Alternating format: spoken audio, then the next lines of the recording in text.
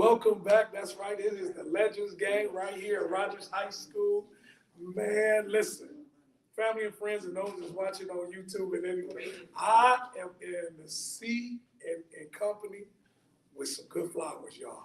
And I can literally say that because I know about him, I heard about him, and even get a chance to walk in his shadows. Not in basketball, but similar in terms of as we celebrate being Cougars, Sylvania Southview Cougars.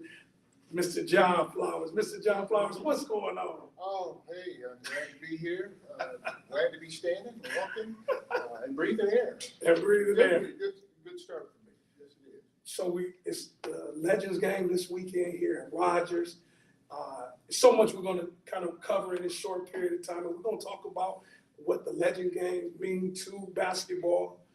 But I want to take it back because Mr. Flowers, you was one of the first blacks in Sylvania. Yes. In the 70s? Yeah, yes. 70, 74, 75, 76. Yeah. And for those that don't know about, Toledo, but your outskirts, Sylvania, it ain't very many of us. And I happen to graduate later on, 30-some years later, but in the 70s, how did you get to Sylvania Southview from Toledo? I left Macomber. I actually didn't leave Macomber. What neighborhood did you grow up in? North Toledo. Okay. Toledo, Bancroft and Franklin. Oh, man. What's that, the 101? Yeah, right down the street from the 101. So y'all know where we at now. Franklin, Vermont, yeah, that was the hood. That was what I grew up in. And so for the most part, when my mom passed away, we moved in with my grandfather. And so my grandfather, which, he went to work every day. His only thing was be in by the streetlights. Okay. The streetlights came. And so for whatever reason, we always came home before the streetlights came. The man worked a 3 to 11 shift. And y'all was in there. But y'all was in there. But we were sitting on that porch by the time the lights clicked. Okay. And I'm thinking, is somebody else out there watching? Because you have a neighborhood that they checked up on you or they asked about you. How many brothers and sisters did you have? I had two sisters. Okay. I still have 2 sisters. Okay. And I lost my only brother. And y'all was on the porch in the house. In the house. By the time that streetlights came. And then we stayed right next to the Bancroft Kent Center because again, playing basketball, we were right there. Big Ray Lottery? Yes. With the right Harlem? there. Yes, right there. So in terms of having activities and being in the house, everything was going on. And when the one-on-one, when people were shooting in the one-on-one, I was afraid to look out the window. Uh-oh. You get raised up and you hear pop, pop, pop. I'm thinking, what is that? Don't look out the window. Don't look out the window. They're shooting. I'm like, who are they shooting at? Like, you look out the window, they're shooting at you. And I'm thinking to myself, I'm like, wow, this is an interesting. I mean, it was kind of surreal. Yeah. Because you really didn't think that much about it because it became a normality. Okay. Actually, it became a normality. And we're talking about it in the 70s. In the 70s. Yeah. Okay. So it truly, for me, was an experience. Okay. It taught me to stay in the house when I'm supposed to be in the house. Don't go nowhere when you're not supposed to go. If the neighborhood watched people, because there was always somebody in the neighborhood telling on us, for whatever reason, telling on us. Oh, so y'all, it wasn't called snitching, and it was telling. It was telling. And because the interesting thing about it, I did something to the grocery store. I went to the grocery store. And that plaza, that was right across right across the street. What was it called back then? It was IGA when I was a kid. But many of us know that plaza right over there. It was. And it was a grocery store. It was a grocery store, and the grocery store person, or the owner, knew my grandfather. Okay. And he knew when I'd come into the grocery store. I came in with one of my friends, and we all bad and thinking, I'll get some penny candy. And I'm thinking to myself, he didn't give us to it. We didn't have any, I don't think we had enough money, but whatever it was, we didn't have enough. And I gave him the bird finger. Okay. Walking out, pissed off because he didn't give me what I wanted. Yeah. And I turned around and gave him the bird finger. Uh-oh. I walked out the store. A couple of days later, I'm sitting at the dining room table, my grandfather's sitting there. I talked to Mr. Smith, and he told me you did something. And I looked at him and I said, did what, Grandpa? I don't know what you're talking about. I have no idea what you're talking about. Yeah, you did something. You don't know what you did? No, Grandpa, I don't know what I did. He told me you did a bad thing. And I'm thinking, he never expressed to me what it was. He never gave me the bird finger. He wanted me to explain to him what it meant. And at the time, I didn't know what it meant. You just I was just following somebody else who did it. Uh-oh. Okay, and so my lesson at that particular point in time, who ratted me out? Who told me out? And come to find out, yeah, it was the owner of the store. Oh, the grocery store. Oh, the grocery store. I'm like, really? I got these folks watching us? But that was an eye-opening experience because that's when I met my uncle. Okay. And he was the disciplinarian that came over.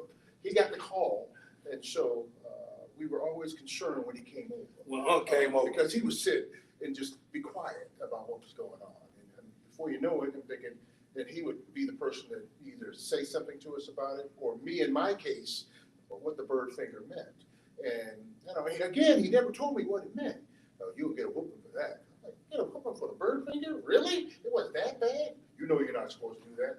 I had no idea that it was. Wow. So it was one of those lessons that family members taught and the neighborhood squealed. All right. So you get out to Savannah. At the time, it was probably all one high school before they broke it down to Southview and Northview. All your siblings went out to South?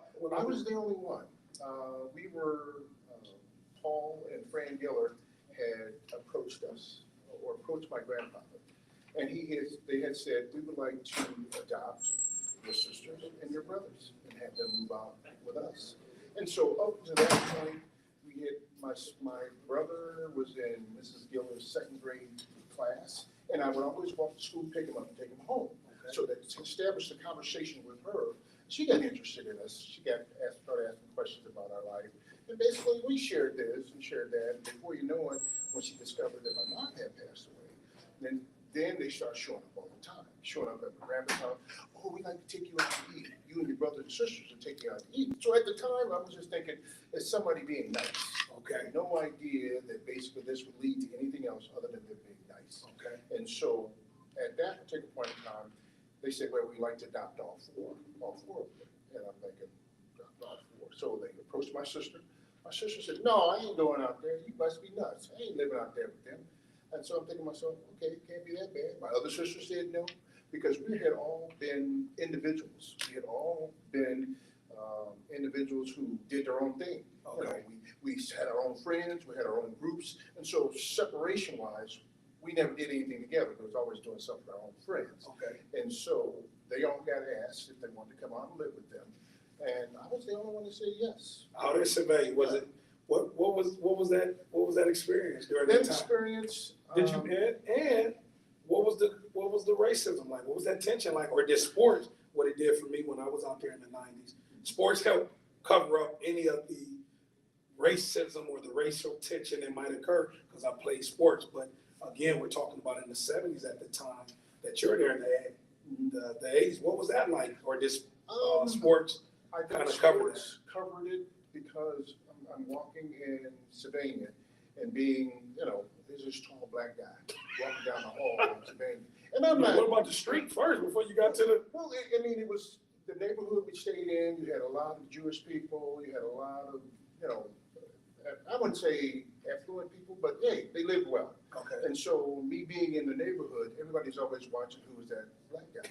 Who's that black guy on that large orange bike? Because I had a bike. Okay. And that's how I got around in the neighborhood.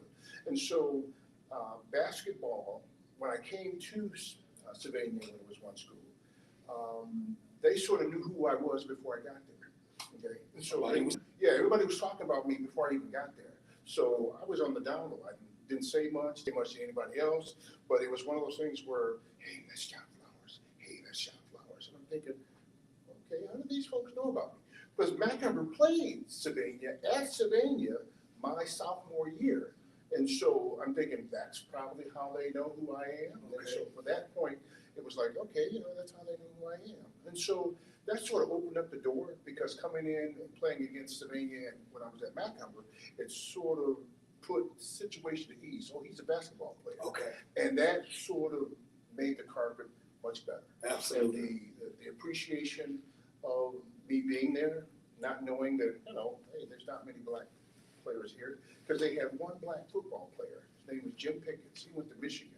And so he came to my house his senior year, and he said, oh, John, this is a great place to be. You'll have a good time here. I'm thinking, well, there's not many of us here. In fact, I only see you. And so it was one of a question that I had asked myself. I'm thinking, is this going to be okay? But it turned out a wonderful experience because they accepted me with open arms because I didn't hear anything in the back, oh, there's that tall black kid, or you didn't hear any racist things being said to me. Because I was accepted because I played, I think because I played basketball. And everybody And you were really good. Help He was me. really good. Yeah. I'm gonna help Name's still up on the walls. Yeah. And so it was, I was kind of surprised because coming from the city schools to Sylvania, the difference is in terms of support, community support. Okay, what lacked in the city was that you didn't have mom and dad showing up. And out in Sylvania, everybody came. That's what they did. That's what they did on the weekends. That's what they did for sports. Everybody showed up. And so from that particular point, everybody showing up, it was unbelievable. It was just, they welcomed me with open arms. And, you know, I mean, one kid came to my house, he says, can John Flowers come out and play? Wait, can John Flowers come out and play? Really? Came up, knocked on the door. And I opened the door and I'm thinking, I'd like to take you somewhere. I'm thinking, who are you? Okay, and why would you like to take me anywhere? And so that particular young man, which his name is John Giteau, he was one of the writers for Sylvania. Okay, and I didn't know that he was a writer, and all the stuff that I read about me, he wrote. Wow. Okay? And so our relationship sort of blossomed. But in the back of my head, I didn't know that. Okay, it wasn't until I started reading the stuff years later that he wrote it all.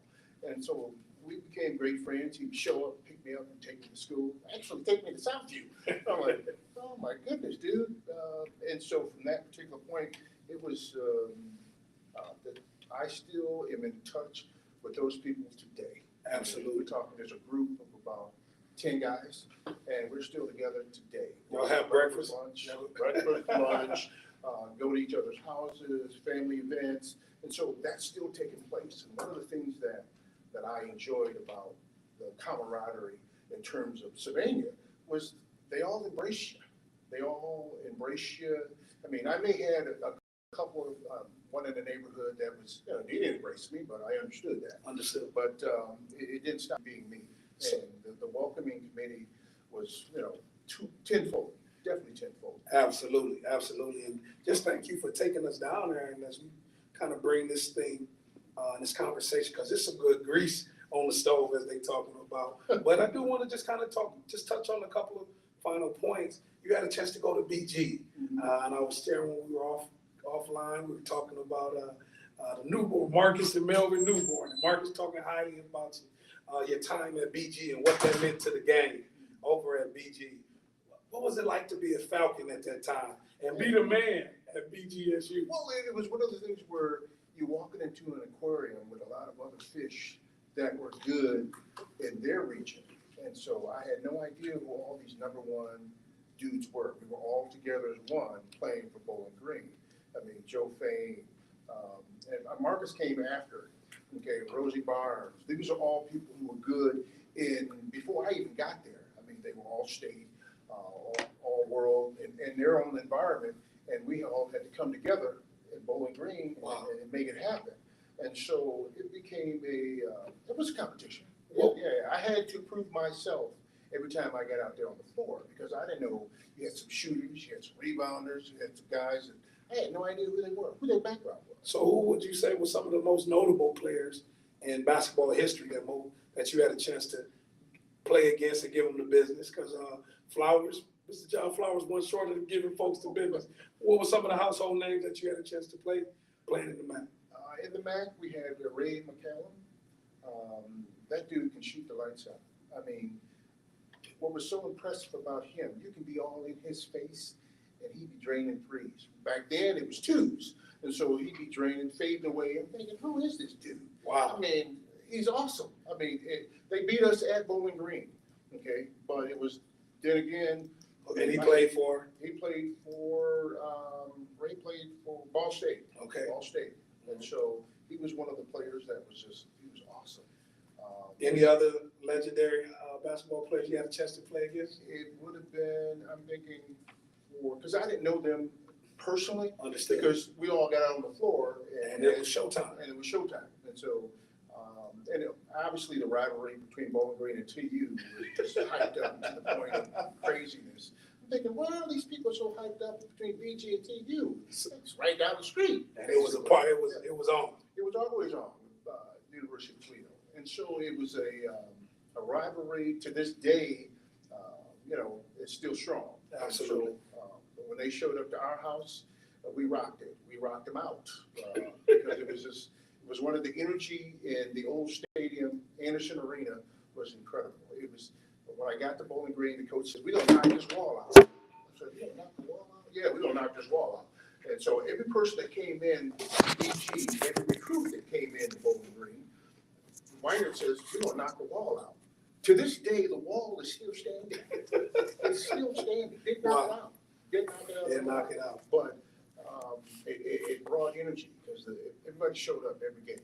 Absolutely. It was literally madhouse. The energy that Bowling Green brought to the table every time we showed up was incredible.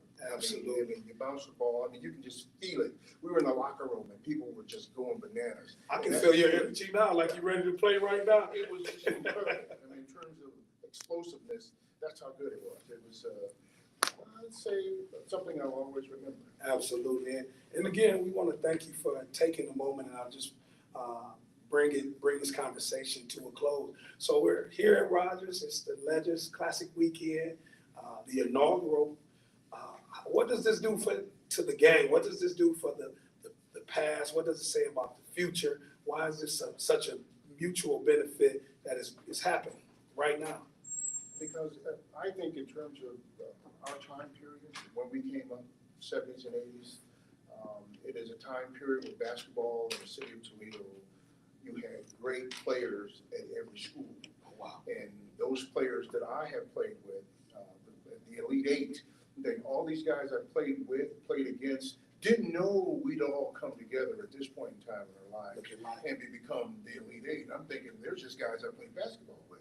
Obviously, playing with Calvin Ramsey, it was thinking he was fast. He was incredibly fast. And so Truman Claytor, he could shoot. Truman, we knocked him out. The Bulldogs, it was him and Donald Collins. I'm thinking, I recall Donald Collins in the tournament. Every game was a rivalry. In the tournament that we knocked out Scott, Truman Claytor cried. I'm like, and at that time, I was only a sophomore. We got that recorded too. Yeah, I was only a sophomore. Okay, and Scott High School was a school to beat. Okay, and so I was pumped up. I'm just a sophomore. I mean, enjoying the magic at Wade High School. And Donald Collins went. I keep telling Donald that. I said, Donald, remember that shot you tried to shoot at the end of the game at half court, and I went all the way out there and blocked it. Oh, John, you shouldn't have blocked my shot. I'm thinking, hey, I was the end of the quarter, and we were up, and we ended up ending Truman Claytor's high school career that game. Wow. So wow. He keeps reminding me of that. Good brother Flowers, we thank you, and I would also be remiss not to say, seeing your works off the court in terms of the juvenile detention system and working with our juvenile system and how it reformed a lot of the culture here in Toledo and Lucas County around the juvenile justice system. So thank you for your years of service. I actually had a chance to attend your retirement when they had that small get together for you. Yeah, that was a big get together for you and Ms. Girl. But we thank you, and we know you're going to be around this weekend and enjoying some basketball. Any final points you would just like to say about the Classic and what people to keep in mind about this opportunity in the day that we're in with this Legends Classic? It's something that, I'm glad it has appeared. I'm glad they put it together. Okay, and with my own personal feelings, I'm a legend. I just played basketball. That's basically what it was. And I was the youngest person playing basketball with a group of Elite Eight. I was the youngest one. So for me to be in this group of Terry Crosby's, Terry, they were all much older than I was. I'm thinking I'm a little baby. And in the picture you see in the program, I'm that little guy at the bottom of the program. I'm thinking, wait a minute, with the rest of these guys. So to be a part of it, to be acknowledged as such, is warm-hearted. With the Blade, put that out there, and I'm thinking I had no idea that I would be in this group. So this particular legends, the classic. It's well worth it. Toledo basketball was strong, and it should come back as strong as it was when we were playing. We thank you so much. Appreciate it. Thank Mr. you. Barnes. Thank you. Yes, yes. All right. I'm gonna give you a hand up here.